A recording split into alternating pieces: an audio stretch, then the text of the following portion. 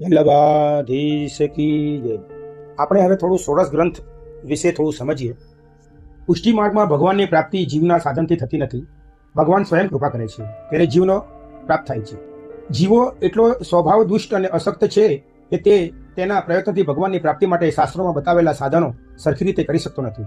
આ પરિસ્થિતિમાં શ્રી મહાપ્રભુજી આજ્ઞા કરે છે કે જીવ ભગવાનની દિનતાપૂર્વક કેવળ નમન કરી શકે છે. જેમ સૂર્ય અને તેની શક્તિરૂપા ગરમી એક જ છે, તેમ ભગવાન અને ભગવાનની શક્તિઓ પણ એક જ છે.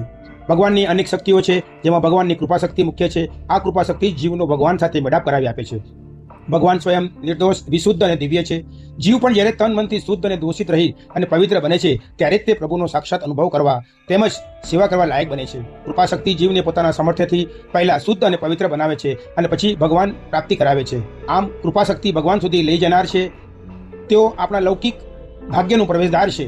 જેમ મકાનમાં જવા બારણામાં દાખલ થવું પડે તેમ કૃપાથી જ ભગવાન સુધી પહોંચી શકાય છે. પુષ્ટિ માર્ગમાં શ્રી યમુનાજી કૃપા શક્તિનું સાક્ષાત સ્વરૂપ છે. શ્રી મહાપ્રભુજીએ પૃથ્વી પર પધારે 14 વર્ષ થયા હતા. આટલા વર્ષો તેમને પ્રભુનો વિરહ રહ્યો.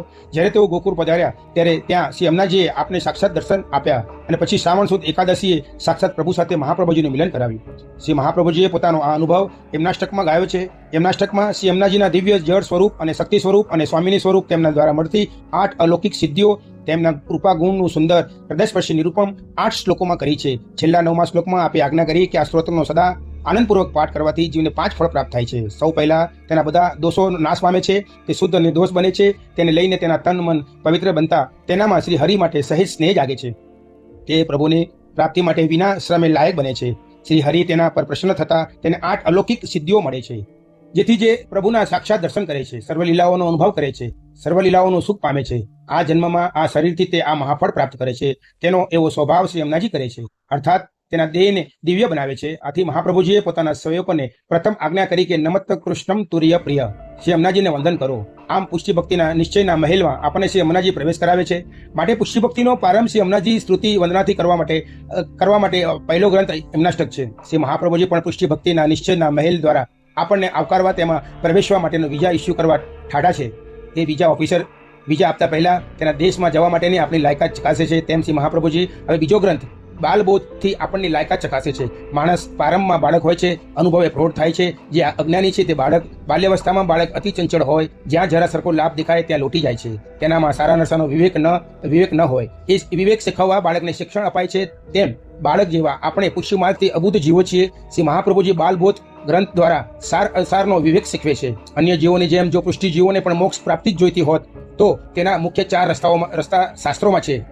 તે મહાપ્રભુજી આ ગ્રંથમાં બતાવે છે. તેમાંથી અનુકૂળ રસ્તો પસંદ કરી લેવા સૂચવે છે. આપણને ભોગ જોઈએ છે કે ભક્તિ, તે પણ નક્કી કરી લેવાનું કહે છે.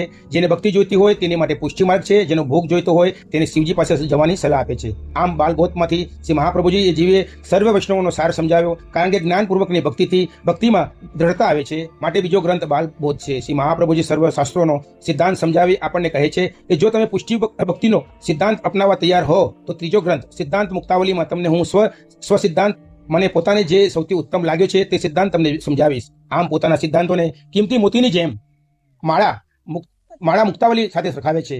મોતી સુંદર હોય, કિંમત હોય અને શોભામાન હોય. પુષ્ટિ ભક્તિના સિદ્ધાંતો પણ માણસને માટે સત્યમ શિવમ સુંદરમ છે. આ સરખામણી દ્વારા આપણે આ સિદ્ધાંતનો મહાનતા અને તેનાથી થતા લાભ સુધી જાય છે. આ ગ્રંથમાં આપણે 2 મુખ્ય વાત બતાવી. બ્રહ્મ જગત જીવનું સ્વરૂપ, જેને અદ્વૈત્ય કહેવામાં આવે છે. આ 3 તત્વોનો પરસ્પર સાથેનો સંબંધ બતાવ્યો. જગતમાં જીવના 2 મુખ્ય પુરુષાર્થ રહે છે, દુઃખ નિવૃત્તિ અને સુખ પ્રાપ્તિ. તે માટે શ્રી મહાપ્રભુજી પુષ્ટિ જીવને ભગવત સેવાનો સિદ્ધાંત અને સ્વરૂપ આ ગ્રંથમાં બતાવે છે. સેવામય પુષ્ટિ જીવનો નકશો આ ગ્રંથમાં આપ્યો છે. પૃથ્વી પર જન્મ લેતા દરેક જીવ પુષ્ટિ ભક્તિનો અધિકારી કરો. સિદ્ધાંત સમજ્યા પછી સિદ્ધાંત પાલન માટે આપણામાં સામર્થ્ય છે કે નહીં તે પણ વિચારવું પડે. શ્રી મહાપ્રભુજીએ ચોથો ગ્રંથ આપ્યો, પુષ્ટિ પ્રવાહ મર્યાદા ભેદ. તેમાં જીવોના મુખ્ય 3 પ્રકાર બતાવ્યા: પુષ્ટિ જીવો, મર્યાદા જીવો અને પ્રવાહી જીવો. તેમની ઉત્પત્તિ, તેમનું સ્વરૂપ, તેમનો સ્વભાવ અને તેમને કયા ફળ મળે તેનું નિરૂપણ આ ગ્રંથમાં કર્યું. તેના અભ્યાસથી આપણે આપણા સ્વરૂપને જાણી શકીએ. આપણે નક્કી કરી શકીએ કે પુષ્ટિ માર્ગ ચાલવા માટે આપણે લાયક છીએ કે નહીં. ત્યાર પછી 5મો ગ્રંથ છે સિદ્ધાંત રહસ્ય. જે પુષ્ટિ જીવો છે તેમના માટે સ્વયં પ્રભુએ સાક્ષાત પ્રગટ થઈને શ્રી મહાપ્રભુજીએ બ્રહ્મ સંબંધની આજ્ઞા કરી. સિદ્ધાંત મુક્તાવલીમાં બતાવેલા સેવાના સિદ્ધાંતને જીવવાનો પ્રકાર અને ગ્રંથમાં સમજાવવામાં આવ્યો છે. બ્રહ્મ સંબંધ લઈને સમર્પિત જીવન જીવવા તત્પર થયેલા વૈષ્ણવને લૌકિક અલૌકિક ચિંતાઓ તો સતાવે, તેને લઈને ઉદ્વેગ થાય. તે સ્થિતિમાં સરખી રીતે સેવામાં મન ન લાગે. આથી છઠ્ઠો ગ્રંથ નવરત્નમાં શ્રી મહાપ્રભુજી ચિંતા દૂર કરવાના ઉપાયો બતાવે છે. ચિંતા નિવૃત્ત થતા અને સેવાના માર્ગ સ્થિર થતા વૈષ્ણવજી સ્વભાવથી ભૂલી જાય છે કે તે પ્રભુનો દાસ છે. તેને અભિમાન આવવાનો સંભવ છે. અભિમાનમાં તે પ્રભુની આજ્ઞાની અવગણના પણ કરી બેસે, તેથી પ્રભુ તેને દંડ પણ આપે. આથી તે વૈષ્ણવને કલેશ થાય. આવી સ્થિતિમાં વૈષ્ણવ શું કરવું અને શું ન કરવું તેનો બોધ શ્રી મહાપ્રભુજીએ 7મો ગ્રંથ અંતઃકરણ પ્રબોધ ગ્રંથમાં આપે છે. વૈષ્ણવે દુનિયામાં રહેવું છે, આદિ વ્યાધિ ઉપાધિ આવવાની છે, દુઃખ વેઠવાની, તેની ધીરજ ડગી જવાનો સંભવ છે, દુઃખમાં તેનો વિશ્વાસ પ્રભુમાંથી ઉઠી પણ જાય. આમ થાય તો તેનું મહાપતન થાય. આથી હવે 8મો ગ્રંથ છે વિવેક ધૈર્યાશ્રય. તેમાં આપે વિવેક, ધૈર્ય અને આશ્રયનું સ્વરૂપ સમજાવ્યું. ભગવાનમાં પાકી શરણાગતિ રાખવાનો માર્ગ બતાવ્યો. આમ ભગવત આશ્રયનું સ્વરૂપ બતાવ્યા પછી 9મા ગ્રંથમાં કૃષ્ણાશ્રયમાં શ્રી મહાપ્રભુજી પ્રસન્ન સમયનું વાસ્તવિક શબ્દ ચિત્રણ આપીને શ્રી કૃષ્ણનો જ શા માટે દ્રઢ આશ્રય કરીને રહેવું જોઈએ તે સમજાવે છે. શ્રી વૈષ્ણવ ભગવાન શ્રી કૃષ્ણમાં દ્રઢ આશ્રય થવો, તેને માટે હવે ભગવાન જ તેનો સર્વસ્વ છે. ભગવાન જ આવા ભક્તના ધર્મ અર્થ કામ અને મોક્ષ તે ભગવત સેવા અને ભગવત સ્મરણ જે ભક્તના મોક્ષ સ્વરૂપે છે. સત્ય 10મા ગ્રંથમાં ચતુશ્લોકીમાં શ્રી મહાપ્રભુએ બતાવ્યું છે.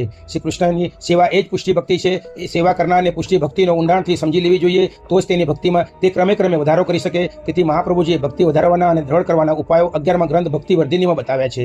તેમ શ્રી મહાપ્રભુજીએ એવી આજ્ઞા કરી કે જેમનાથી સેવા સરખી રીતે બનતી નથી તેવા યાવૃત વૈષ્ણવોને કથા શ્રવણ સ્મરણ આદિ કરવા, તે દ્વારા ચિત્ત પ્રભુમાં એકાગ્ર કરવું. ત્યારે કથા શ્રવણ કરવા કયા વક્તા પાસે કરીએ તો તેને ફળરૂપ બને? તેના જવાબમાં શ્રી મહાપ્રભુજીએ 12મો ગ્રંથ જલભેદ આપે છે. જુદા જુદા 20 પ્રકારના જલાશયો સાથે ભગવત કથાના વક્તાઓની આ ગ્રંથમાં સરખામણી કરી છે. અંતે સર્વોત્તમ વક્તાનું સ્વરૂપ બતાવ્યું છે. કથા શ્રવણથી ચિત્તની પ્રવણતા અને વક્તાની સાથે શ્રોતાઓ અધિકાર પણ સમજવો જોઈએ. ઉત્તમ વક્તાને લાયક ઉત્તમ શ્રોતા પણ હોવો જોઈએ. આથી 13મો ગ્રંથ પંચમુખાદિનીમાં શ્રી મહાપ્રભુજી ઉત્તમ, મધ્યમ અને કનિષ્ઠ એમ 3 પ્રકારના શ્રોતાઓનું લક્ષણ બતાવે છે. સેવા અને કથાથી ભક્તિ દ્રઢ થતા ભગવાનમાં પ્રેમ આસક્તિ વધે. આસક્તિ વધતા ઘરમાં અરુચિ થાય. ગૃહ ત્યાગ કરવાથી ઈચ્છા પ્રબળ થાય. ત્યારે વૈષ્ણવને સંન્યાસ લેવો કે નહીં, એના જવાબમાં શ્રી મહાપ્રભુજીએ 14મો ગ્રંથ સંન્યાસ નિર્ણય આપે છે. તેમાં જ્ઞાન માર્ગીય સંન્યાસ અને ભક્તિ માર્ગીય સંન્યાસનો તફાવત સમજાવે છે. શ્રી મહાપ્રભુજી આજ્ઞા કરે છે કે પુષ્ટિ ભક્તિ ગૃહસ્થાશ્રમમાં જ રહીને ભગવાનમાં નિરોધ સિદ્ધ કરવાનો છે. નિરોધ એટલે કે અહંતા, મમતા, સંસારની વિસ્મૃતિ સહિત કેવળ પ્રભુમાં પરમ આસક્તિ રૂપ ચિત્તની તન્મયતા આ જ પુષ્ટિ ભક્તિનું શિખર છે, પરમ પ્રાપ્ય છે. તેથી તેનું નિરૂપણ 15મા ગ્રંથ નિરોધ લક્ષીમાં આપ્યું છે. અહીં સુધી પહોંચ્યા પછી પ્રશ્ન થાય કે આ જીવન સેવા કરી તેનું ફળ શું? તેનું નિરૂપણ અંતિમ 16મા ગ્રંથ સેવા ફળમાં સમજાવ્યું છે. આમ આ 16 ગ્રંથો પુષ્ટિ ભક્તિના દિવ્ય મહારાજ્યોનો એક સંપૂર્ણ નકશો છે. તેને સાથે રાખીને જે વૈષ્ણવો પુષ્ટિ ભક્તિના માર્ગે ચાલે છે તે કદી પણ ભૂલો પડતો નથી, ગેરમાર્ગે દોરાઈ જતો નથી. આથી વૈષ્ણવતાના માર્ગે ચાલવા તત્પર સૌએ 16 ગ્રંથને સરખી રીતે સમજવા